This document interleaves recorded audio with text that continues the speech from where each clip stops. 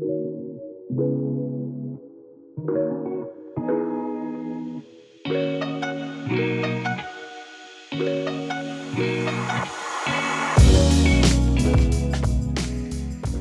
and welcome to Healing Spaces, Design Dialogue for Mental Health, where we explore the intersection of behavioral health and the environments that shape our well-being with industry experts and thought leaders. I'm your host, Dr. Melissa Steach, a PhD psychologist here at Pineapple. And in today's episode, I am joined by Shiva Mendez, founder and principal of Sage Lattice, LLC. Shiva brings more than 3 decades of specialized experience in healthcare design with a portfolio that spans a variety of healthcare settings and unique expertise in behavioral health and correctional health. Her work is defined by a strategic, research-guided approach that balances patient experience, operational efficiency, economic prudence, and design excellence. Trained in interior architecture, Shiva integrates aesthetics, human factors, and material performance to create environments that foster healing, support staff focus, and enhance safety. A dedicated advocate for patients, caregivers, and organizational stakeholders, Shiva believes in the power of design to reduce stress, promote dignity, inspire hope, and spark delight. Her leadership is grounded in collaboration, curiosity, and a passion for elevating the built environment's role in health and well-being.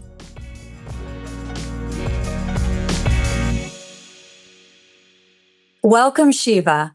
Based on your extensive experience in behavioral as well as correctional health, I want to talk to you today about how the built environments, service models, and care delivery systems can better reflect the complexity of human life. I'd also like to explore how architecture and planning can support dignity, access, trust, autonomy, and continuity of care for the patient. Now, I'm specifically thinking of neighborhood-based care models. In other words, services that come to the patient and the shift from institutional systems of care toward more human, accessible, and community-connected approaches. So let's kick off our conversation with a simple question. How do we design care that supports and integrates with how people really live? Thank you, Melissa, and thank you for having me. It's lovely to be with you guys. It really comes down to choice. In our daily lives, we make 1,000 choices before we have breakfast, right? Sort of when we wake up, what we wear, all of those things that just makes us unique individuals. And once we are institutionalized, a lot of those choices go away. And we are treated as a sort of one-size-fits-all convenience of the institution. So the effect of losing that choice is very dehumanizing. And to the extent possible, we know there are safety risks, there's constraints, there's operational efficiency, but we need to sort of slowly and effectively trust individuals for small choices.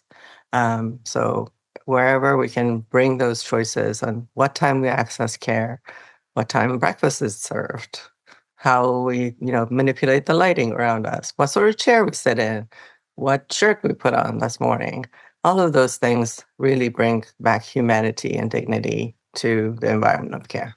So thank you for that. And you note a lot of just the dailiness, right, of how we all live.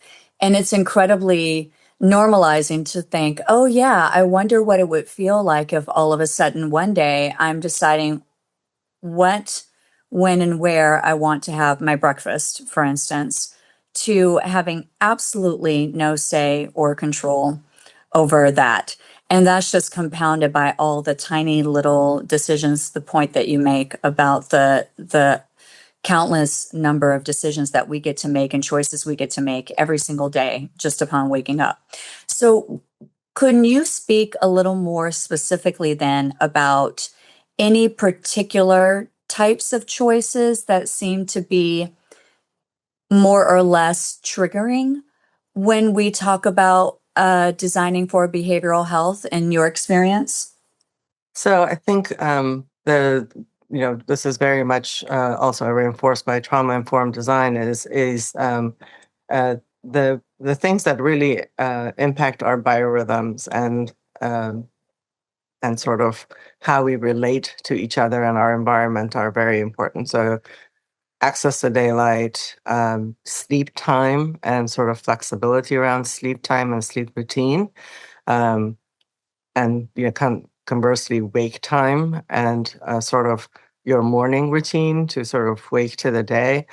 These are compounded by the drugs and the medications that we give to patients in the institutional setting as well. So the wooziness, feeling of sort of out of body experiences that those medications also enhance. But small things like, do I want to sit on the floor or sit on a beanbag or sit on a sofa with somebody else or have a conversation, have my back to the group, or have a transition space between my solitary room environment to the big milieu where everything is happening. There's lots of noises.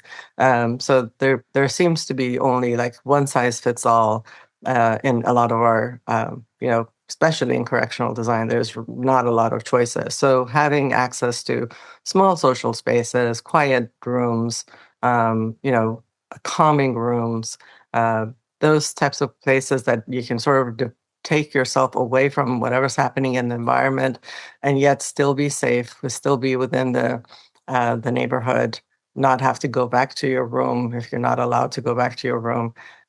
So access to outdoors, just to get away from a little bit of sound, a little bit of sunshine.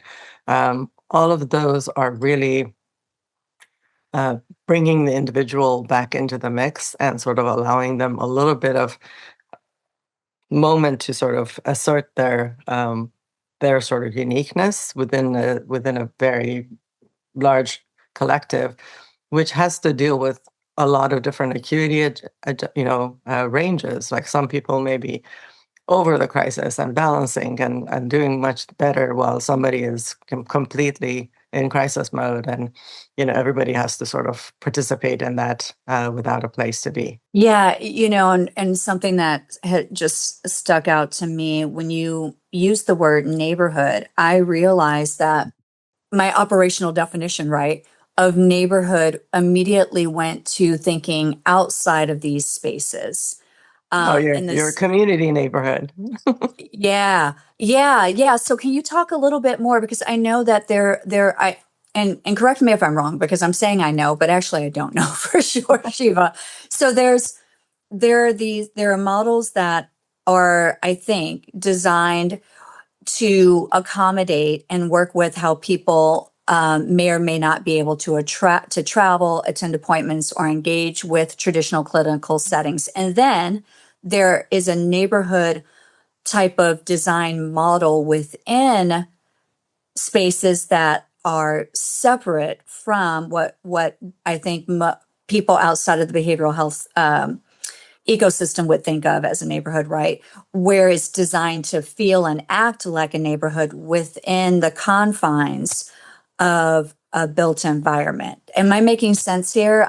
Yeah, no, absolutely, you're right. Sort of the the physical community neighborhood, sort of like Alameda for me. Sort of my Mhm. city, or like your town, or the portion of your town that you're part of home based is sort of that determines the accessibility to care, and sort of where you access care, and how easily you can access that without being institutionalized far away. And that the presence of behavioral health, continuum of care within your neighborhood makes it easier to access, so helps in prevention, and also makes it much more uh, for you to be able to adhere to your care regimen and treatment regimen on a long-term basis. I mean, if you look at behavioral health as a chronic disease, that's basically the model, right? You'd go to your primary care doctor for managing your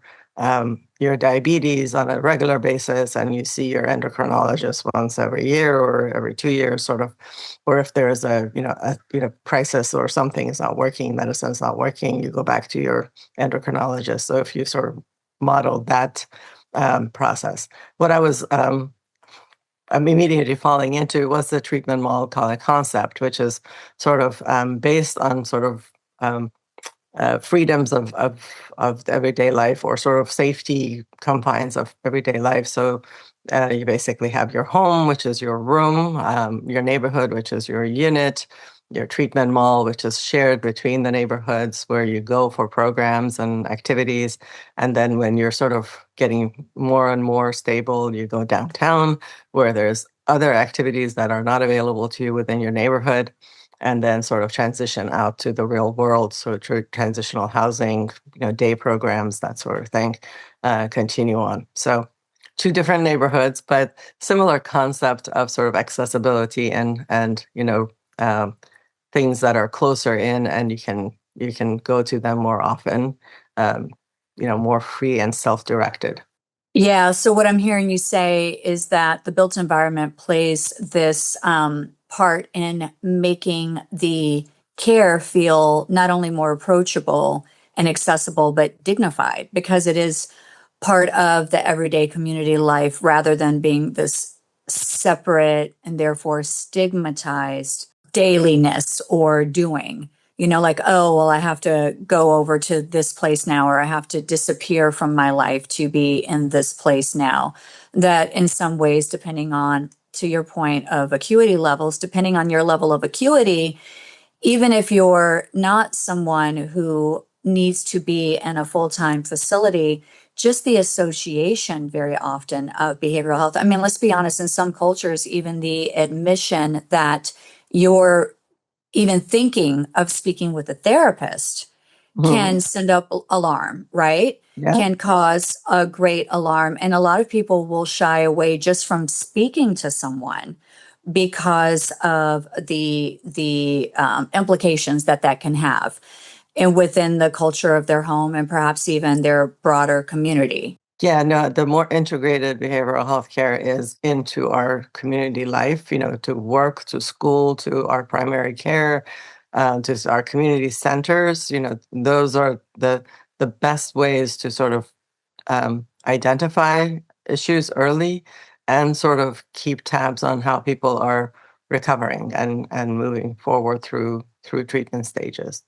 So it's not only stigma removed, but it is also not as, doesn't have to be as intentional. So I don't know, I forget how long ago it was, but it was, I think within the last 20 years, that the standard Medicare primary care check, wellness check every year, now, it now includes at least a dozen mental health questions in terms of loneliness and access to, sleep quality and all of those things.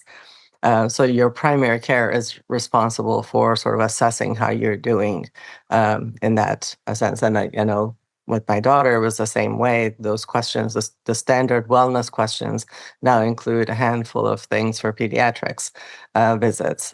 So that, there's different ways of identifying this. And a lot of schools have, um, added school counselors to sort of keep tabs on how the kids are doing, how their, social, emotional states are coping along with their academic stress and all of those things. So those are really effective ways to identify early, intervene early, and prevent crises. Yeah, yeah, because I mean, talking about the continuum of care, I mean, we all depending on, the situation and the season in life, right? You are more or less well equipped. And I might be telling on myself here, but you are more or less well equipped to deal with certain stressors, right? I always liken it to the volume dial right on the stereo. How high or how low is that volume turned up? So then let me ask you this: when the assessments and services come to the patient, and we've talked about within the community, what changes in the relationship between the provider and the patient? Well, I think the important thing is that it gives the uh, one, it's a trusted individual, somebody in the community that already is part of the facilitation of accessing care. So that's already removing some of that stress. Like if you already have a relationship with your primary care or your pediatrician, and they're facilitating this handoff to specialized care, or talking to you about these subject matters, you already have a relationship. It's not just being dropped off an ED, some new person that you've never met, and all of that. So you already start with a position of trust. If you're recommended by your sister or your best friend or your neighbor, any of those points of connection already put you in a more receptive mood and a trusting mood to be interacting and accessing care. The other thing is that it is sort of part of that self-initiation, right? You've gone to your primary care doctor, or you're at school, or you're at work talking to a counselor. So it's sort of, you're already in that sort of initializing that question, or I don't know what's wrong with me, or I've been having these issues. So again, sort of a lot of the barriers to care are that sort of the fact that the care is imposed rather than sought. And they say sort of you can't, like with addiction, you can't really recover until you admit to the problems and sort of admit and sort of seek recovery. So I think when care is integrated into other things and sort of part of a community life, those mistrusts and sort of barriers of trust and relationships are a little bit removed. Not that they won't re-erect themselves, but at least you're sort of a couple of steps ahead, I think. Yeah, yeah. I hear you saying that certain design choices can really make a care setting feel more like a place of support and less like a place of control. And in that, it helps when you talk about the patient, the person receiving care, being able to initiate that care and the maintenance of it. That builds their muscle of self-efficacy, I would imagine, right? Because it's not this state of learned helplessness or even resistance to something that, yeah, that they're being told is good for them. But when it's being imposed upon you, I would imagine it certainly doesn't feel that way. And so then they get to initiate that contact and be responsible to some degree, right? On taking responsibility for really their own well-being. Exactly. And sort of it is that seeking help, seeing the effects of help, sort of building on those sort of cues that you're more in control or of your emotions, or better, physically, or, sort of moving through a continuum of recovery, that sort of reinforces that positive behavior or positive adhesion to care treatment protocols and all of those things. So that choice and sort of confirmation of that choice between your circle of loved ones, as well as your own body telling you, as well as the trust with the caregivers, that is all part of the secret sauce that actually makes treatment optimized and effective. Yeah. And what I and then with your approach to design specifically, it's such the way I think of your specific Shiva special sauce, right? It is very integrative. It is very holistic. It is very it really is steeped in this sense of well-being, particularly rooted to self-esteem and self-efficacy. And so can you talk a little more about how, when you're designing from your neighborhood perspective, how do you metaphorically bring down the walls that allow for this kind of a transition, or in some cases, a reentry into quote unquote normal life? Well, part of it is this sort of circles of freedoms, right, within the institution while you're institutionalized, and sort of getting out. And then the rest, the sort of, then there's this transition model of care, sort of your partial hospitalization, your intensive outpatients. So areas, environments of care where you can go to repeatedly, have other services wrapped around. So job placement, school activities, community, social work sort of type things. So that sort of gives you the more steady legs, sort of you're getting your sea legs under you kind of thing, more steady Yeah. legs to sort of then build on. And then the bigger gaps in frequency of care. So you go from partial hospitalization every day to intensive outpatient to like 3 days a week to, weekly sessions, and then, maintenance of once a month, once every 3 months, that sort of thing, as you sort of get back to quote unquote real life, but dealing with your issues, which don't go away. I mean, whether it's addiction, whether it's mental health, severe mental health disease, or depression, you go into areas of remission and reactivation. So it's just having those tools and recognition of, oh, something is coming up, I need to access the care again. So the more accessible that care is, and the better the system manages you from crisis to normalcy to back and forth. So the more neighborhood, the more your primary care physicians and your normal, loved ones and care systems deals with that. Groups that you can walk into. You don't have to register and be covered for, or all of that stuff. That's the best way to make that a lifelong treatment adherence program. So in Yeah, terms just of not. the design, though, I mean, in terms of what we design as physical, architects sort of type of thing is, can it be part of your community center? Can these services be, you're at the park, you're at the library, you're sort of, type of thing that there's access points in very normalized environments, so that, and those introductions are made. If your group is held at church or at the, the library annex, when you walk into it, it's not this like stressor that you're walking into, the big behavioral health campus, with all of these things.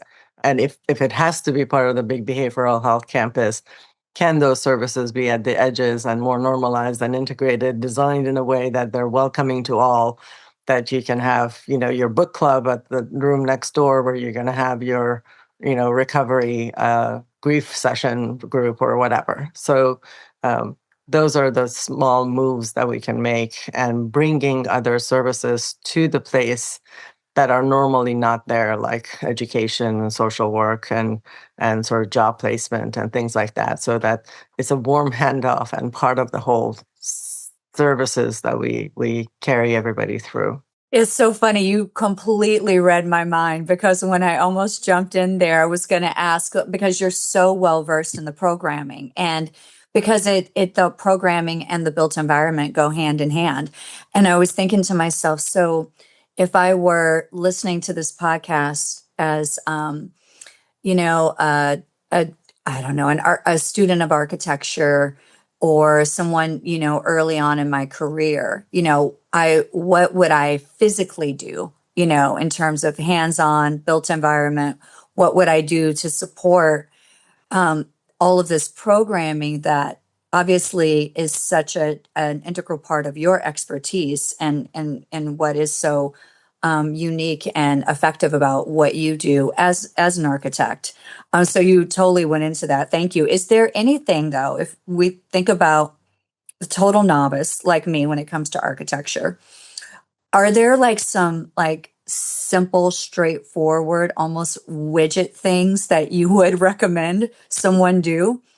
Well, I mean, it all depends on the variety of the environments. I think, going Okay. back to that first statement, uh, a lot of sort of mental health issues are born out of traumas experienced in early childhood, and sort of events in people's lives, as well as chemical and issues. But all of them sort of manifest in fears and, loss of control. So going back to choice, I think physically, sort of the more variety and choice you can create in that environment, balancing safety is the thing that gives people the idea that they're not completely stripped of every amount of humanity and choice and dignity. So it is very simple, but variety of chairs, or window sizes and exposures, sort of small walls that separate. You still can have visibility, but you feel sheltered and not sort of overly exposed to people coming behind you. The control of noise, so absorption of absorptive materials, so that not everything is dinging and banging all the time. Things that can give you option for quieter or more active. Some people, most people have had exposure to a manic depressive. So during all of those mood swings, there are very different environmental needs to support them, during the manic stages versus the depressive stages.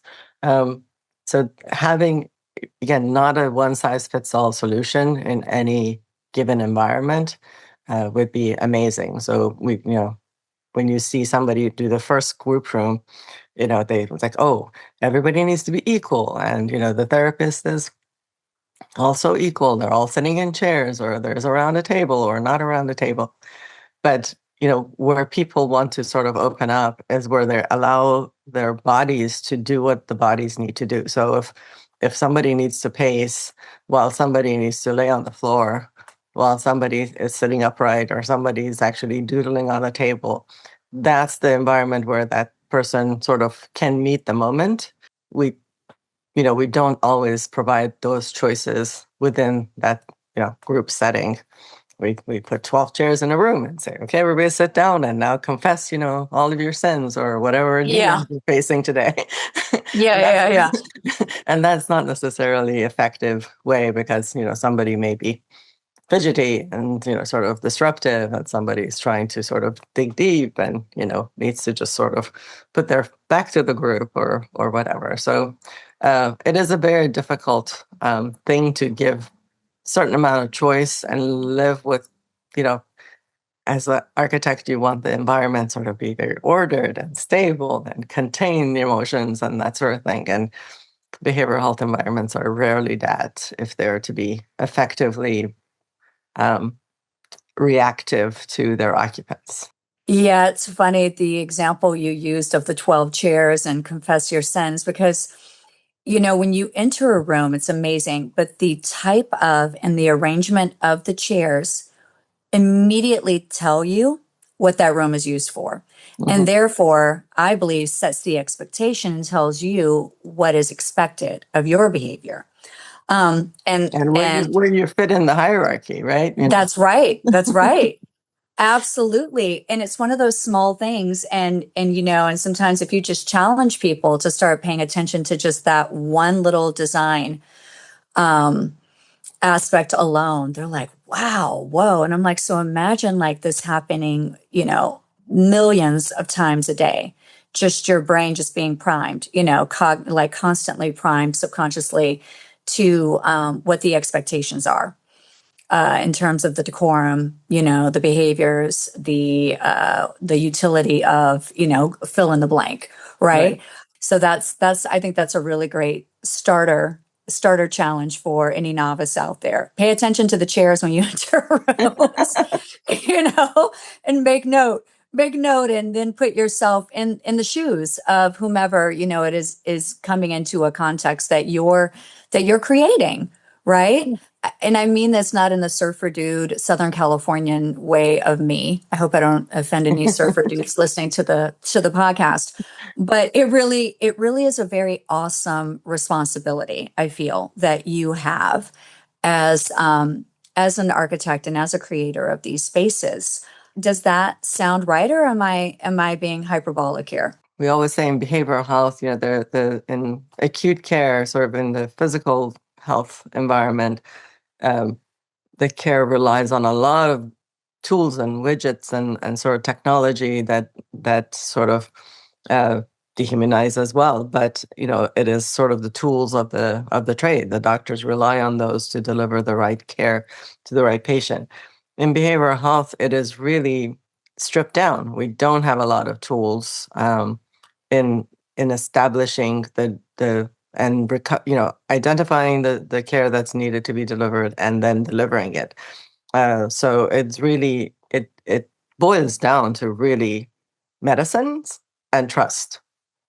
And medicines are, typically have to sort of take their time and go through cycles of effectiveness and that sort of thing. But what it comes down to is really addressing the stress and fear and building trust.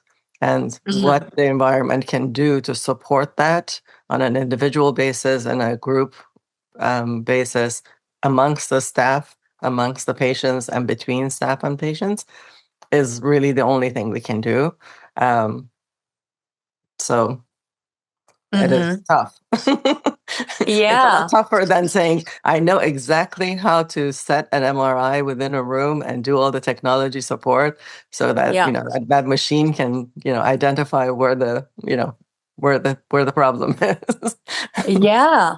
Yeah. So then where do you see the greatest opportunity to gain the resources one might need to affect some of these changes? Like, would it be in service design, architecture, obviously, policy, funding, even perhaps community partnerships? Oh, challenges are abound. I wish I was more optimistic about all of them because all of them are needed to really affect change. But I think the service design and community partnerships in tandem can really shift the paradigm. So the wraparound services, the integration of those services between social work, education, primary care, all of those things, and creating that focus on continuum of care and sort of its effectiveness will lead into policy changes and financial, incentives and repayments and reimbursements that can then reinforce those care models. Architecture is, a part of the toolkit. It can be effective and it cannot, it can be not. But where we can and where we can affect that change is sort of giving those moments their due, their the people their choice, the staff their respite, the patients their calming rooms, all of those little moves that we can do support some of these care models, but it's really the staff's buy-in and the providers buy-in into the focus on the entirety of the journey and not just the moment of crisis. Oh, I feel like that should just be like that last sentence could be literally could be the opening or closing of a notebook or a course. Like, that was just so beautifully stated and succinct and clear. I feel like that's a great place to bring the conversation to a close. I literally feel like that was a drop the mic closing there. Is there, unless there's anything you want to say that you didn't feel like you touched on that you would like to? I think the only other parts of the conversation that I was thinking about is there's a lot of movement towards you know in a lot of the care environments, the separation of staff from the patients and how much interaction you choose or choreograph for people is part of the divergence of care models. So we're seeing a lot of like offstage movement of materials, offstage movement of staff, secondary backdoors to areas where staff can get away quickly in terms of when things are unsafe, which is all good because a staff member that feels safe and feels supported is more open to interacting with patients. And so they're human beings and their own flight and fright responses are not triggered all the time walking through the unit when they feel unsafe. but at the same time, we've come to the pendulum to the point that they are in their zones and rarely ever come out until they have like one-on-one interactions or have to walk the unit for security checks or something like that. So when they're interacting with patients, it's a very formal power dynamic, sort of that's very uneven, as opposed to if we are dealing with like a staff station that is there, but it's small, so all the staff can't be there all at the same time. That forces them to sort of be walking the unit more and that sort of thing. And that's where those informal moments of interaction come and build trust, as well as them being able to sort of de-escalate a situation or address some of the, something might be brewing within a group where when somebody walks in, talks about food or something else, sort of calms the room a bit. So that is one of the design things that's happening in a lot of the different unit designs. And that goes all the way to like the nurse stations with deep barriers, glass, no glass, how big they are, how much staff support is behind there versus some of the models that have very small stations or no stations at all, and the staff are sitting next to the patients, really doing their one-on-one conversations, or in porches outside the rooms, or on the yard and that sort of thing. So they're not these like locked away places.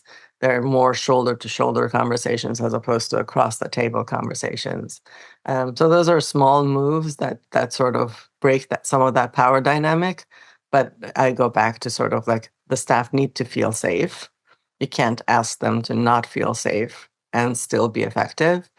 So that's a weird balance that, I had been struggling with the last, couple of projects, is how do you sort of bring the staff along to this new, less formal, more serendipitous, sort of interaction with patients, especially in a unit like a residential setting, sort of institutional setting, as opposed to the outpatient setting. In the outpatient setting, it's a little bit more sort of like school. So that's the sort of a smaller power dynamic to break, because there's a lot of group peer and sort of other opportunities. But in an institutional setting, that fear, safety, segregation versus integration into the life of the unit is very much part of the conversation. Yeah, well, and I'm so glad you brought that up, because really what's kind of coming into my mind's eye as you're talking about this is that there's a change management initiative that needs to happen early on, perhaps even when the facility is in the process of being designed, because change takes time, right? And so there's an entire series of events that need to take place, even perhaps prior to design choices are put, decided, finalized, because it really does require a shift in people's behavior and their expectations, like you say, from the staff's point of view, because they also don't want to feel imposed on, because then that further threatens their autonomy and their sense of safety, and psychological and physical, and whether or not they feel respected by their workplace, whether or not they feel that they have some input in what their work day looks like, and how it operates, and what their value is within that. Are they being considered? Are their concerns being equally considered?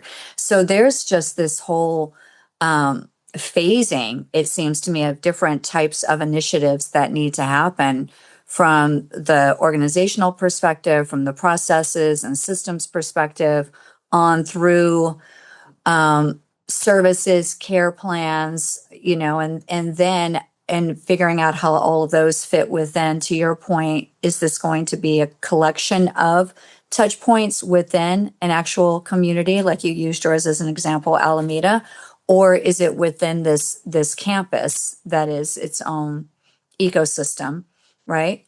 Yeah.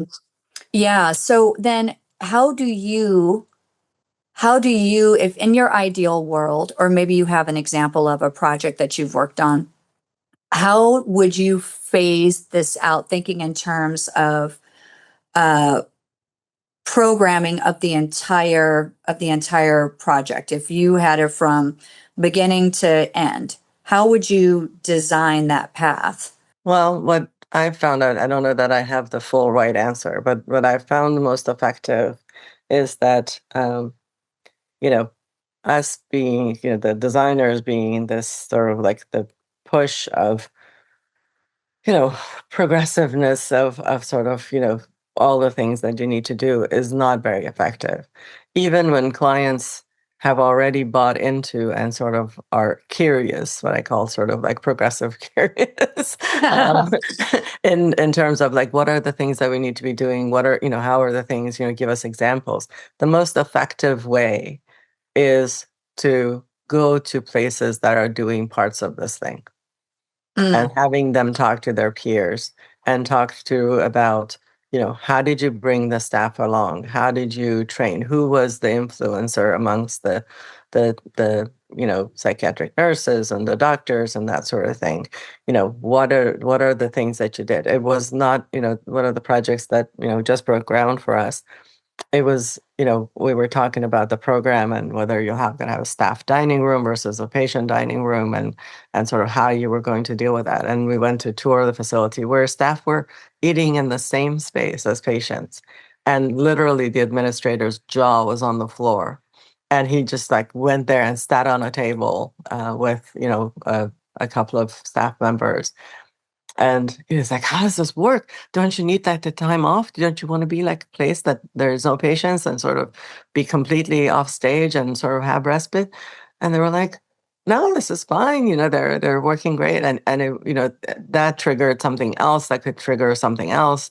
And, sort of brought the program, down from the redundancy that we were making. Oh, there's this for the doctors and this for the staff and this for the patients and this other mini thing for the unit. And all of that. So just sort of opening their mind about and seeing it for themselves and talking to the administrator about, was it a hurdle? How did you prove it out? How did you, so, well, we started with using the same space, but, different times. And then slowly the times sort of overlapped operationally. We couldn't separate and we couldn't get the patients out fast enough for the staff. And then sort of like, they started eating and then it was fine, sort of like however that story went.